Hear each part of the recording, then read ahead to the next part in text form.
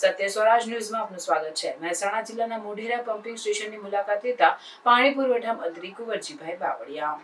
ગુજરાત સરકારના જળ સંપત્તિ અને પાણી પુરવઠા, અન્ન નાગરિક પુરવઠા અને ગ્રાહક સુરક્ષા વિભાગના કેબિનેટ મંત્રી કુંવરજીભાઈ બાવળિયાએ મહેસાણા જિલ્લાની મુલાકાત લીધી, જે અંતર્ગત મંત્રીએ મોઢેરા ધરોઈ પાઇપલાઇન તેમજ મોઢેરા મોટી દવ પાઇપલાઇન અંતર્ગત મોઢેરા ખાતેના બંને પમ્પિંગ સ્ટેશનની મુલાકાત લીધી હતી। આ તકે મંત્રીએ મોઢેરા પમ્પિંગ સ્ટેશન દ્વારા સિંચાઈ માટે પૂરા પાડવામાં આવતા પાણી પુરવઠા અંગે સંબંધિત અધિકારી પાસેથી જાણકારી મેળવી। આ મુલાકાત દરમિયાન જિલ્લા પંચાયત પ્રમુખ તૃષાબેન પટેલ, લોકસભા સાંસદ હરિભાઈ પટેલ, બેચરાજી ધારાસભ્ય સુખાજી ઠાકોર, પૂર્વ સાંસદ નટુજી ઠાકોર, પાણી પુરવઠા વિભાગના મુખ્ય ઇજનેર ભાવિક રાઠોડ, પાણી પુરવઠાના કાર્યપાલક ઇજનેર PS પટેલ, સિંચાઈ કાર્યપાલક ઇજનેર MM બારોટ સહિત સંબંધિત વિભાગના અધિકારીઓ, કર્મચારીઓ ઉપસ્થિત રહ્યા હતા।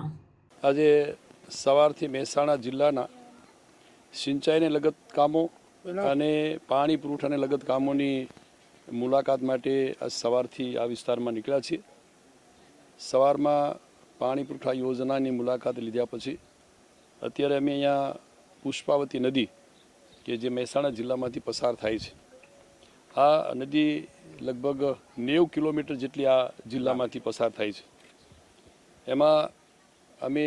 13 જેટલા અમુક અંતરે આ ચેક ડેમો બનાવવા માટેનું આયોજન કર્યું છે અને જેને અમે લગભગ 76 કરોડ રૂપિયાની સૈદ્ધાંતિક મંજૂરી પણ આપી છે। હાલ આ નદી ઉપરના 2 ચેક ડેમોનું કામ શરૂ કર્યું છે અને ટૂંક સમયમાં પૂર્ણ થશે, જેમાં ખાસ કરીને આજે ખરસદા ચેક ડેમનું કામ અત્યારે અહીંયા ઊભા છે, ચાલુ છે અને બાકીના જે ચેક ડેમો છે એનું સૈદ્ધાંતિક મંજૂરી આવી તબક્કાવાર બાકીના ચેક ડેમો પણ અમે કરવા માટેનું રાજ્ય સરકારનું અને જળ સંપત્તિ વિભાગનું અમારું આયોજન છે। આજે અમે જ્યારે આ વિસ્તારમાં આવ્યા છીએ ત્યારે અમારા આ વિસ્તારના માનનીય સાંસદ પણ અમારી સાથે છે। એમણે પણ જે રીતે મુલાકાત લીધી અને એમને સિંચાઈને લગતી જે કંઈ સૂચનાઓ અથવા તો જે એમને આ વિસ્તારમાં પાણી પુરવઠાને લગતી વાત હતી એ પણ અમે અમારી સાથે જ પ્રવાસમાં રહ્યા છે અને આવતા દિવસોમાં હજુ પણ આ મહેસાણા જિલ્લામાં જ્યાં જ્યાં પીવાના પાણી માટે અને સિંચાઈના પાણી માટેની મુશ્કેલીઓ છે એવા વિસ્તારમાં માનનીય સાંસદ શ્રી હરિભાઈ અને એમને આખી અને જિલ્લા પંચાયતના મારા સૌ સન્માનીય સદસ્ય પ્રમુખશ્રી અને સૌ સભ્યો જે રીતે મારી સાથે છે એમના સૂચનોને ધ્યાનમાં રાખી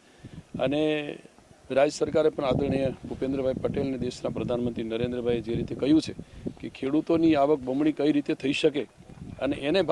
ધ્યાનમાં રાખીને જળ સિંચનના કામો વિશેષ પ્રમાણમાં થાય એના ભાગરૂપે રાજ્ય સરકાર પણ કામગીરી કરી રહી છે। આજે રાજ્યના માનનીય મુખ્યમંત્રી ભૂપેન્દ્રભાઈએ છેલ્લા વર્ષોમાં જે રીતે સિંચાઈના કામોને પ્રાધાન્ય આપીને એમાં બજેટની અંદર પણ જોગવાઈ એ પ્રમાણે જ કરી છે કે જ્યાં જ્યાં સૂકો વિસ્તારો હોય એ વિસ્તારની અંદર સિંચાઈની યોજના કાં તો ચેકડેમ થાય, ઉદ્વહન યોજના થાય, કાં તો બલ્ક પાઇપલાઇનો નાખીને પણ સિંચાઈનું પાણી એવા છેવાડાના વિસ્તારો સુધી પહોંચે એ માટેના પ્રયાસો માન્ય ભૂપેન્દ્રભાઈની સૂચનાથી મેં કરી રહ્યા છીએ। અન્ય નરેન્દ્રભાઈએ જે છેલ્લે પીવાનું પાણી હોય કે સિંચાઈનું પાણી હોય એના માટે જે પ્રાધાન્ય આપ્યું છે એના માટે પણ ભારત સરકારમાંથી પણ ખૂબ સારા પ્રમાણમાં